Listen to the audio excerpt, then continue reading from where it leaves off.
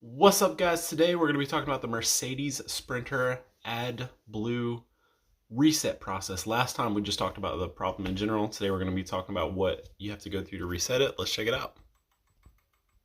The 2019 to 2023 Mercedes-Benz Sprinter has a software lockout that keeps the AdBlue warning light on even after you have fixed the problem, eventually triggering a permanent no-start condition because the Generation 4 emission system requires a secret verification drive that standard scan tools cannot perform.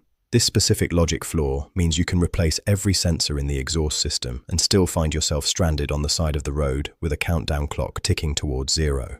In the next few minutes, we are going to break down the exact software pathing needed to bypass this lock and the specific fluid levels required to make the reset pass. I will also go over the hidden drive cycle requirements that technicians use to prove the system is functional. I will reveal the total expected cost for this reset at an independent shop versus the dealership at the end of the video.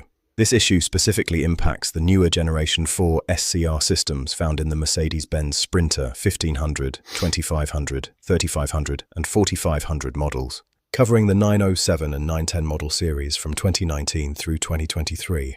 This includes vehicles equipped with both the OM651 and the newer OM654 diesel engines. If you own a modern Sprinter, this emissions logic is hard-coded into your engine control module. Drivers typically notice a persistent SCR or AdBlue warning message on the instrument cluster that refuses to clear. This is often accompanied by a "starts remaining" or "engine start not possible" countdown. Even after you refill the AdBlue tank or replace a faulty NOx sensor, the message stays on. The vehicle may even enter a limp mode where power is severely restricted, making highway driving dangerous. When you plug in a professional-grade diagnostic tool, you will likely see two specific fault codes that remain in an active and stored state. Code P13DF00 indicates the AdBlue system has a general malfunction, while 30685 points to a signal being above the permissible limit. These codes are notorious because they will not disappear using a simple clear DTCs command.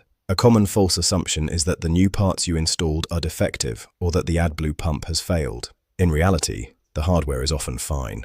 Mercedes-Benz Service Bulletin LI 49.20 N073177 explains that the issue is actually the high stringency emissions logic programmed into the Generation 4 system.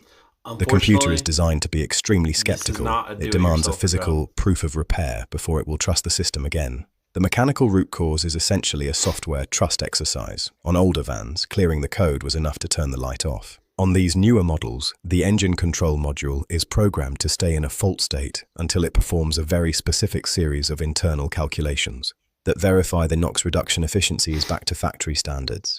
To fix this, you first have to verify the hardware is actually functional. This means checking for leaks, ensuring the AdBlue injector is not clogged with crystallized urea, and confirming the heaters are working. If you try to force a software reset on a system that still has a mechanical failure, the computer will fail the test and the countdown will continue.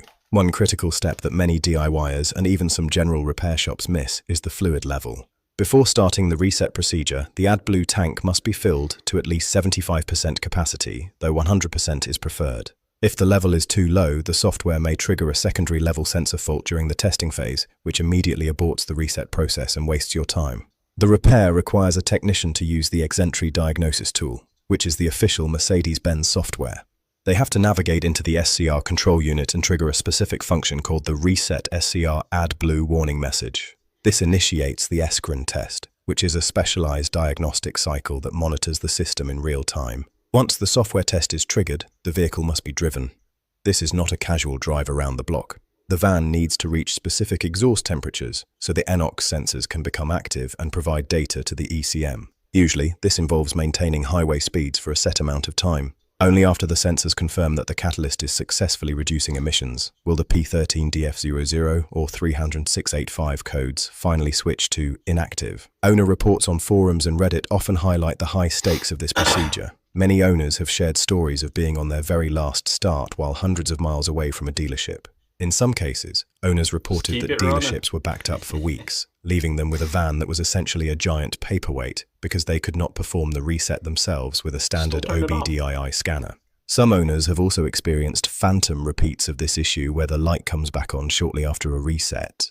This usually happens because the initial repair only addressed a symptom rather than the root cause, or because the drive cycle was not completed thoroughly enough for the computer to be fully satisfied with the data. Regarding the financial side, If your hardware is already fixed and you only need the software reset and confirmation drive, the cost is based on labor hours. A typical reset procedure takes between 1.5 and 3 hours of labor, depending on how long it takes to reach the necessary exhaust temperatures during the drive cycle. For a 2026 estimate at an independent shop charging $95 per hour, you should expect to pay between $240 and $350.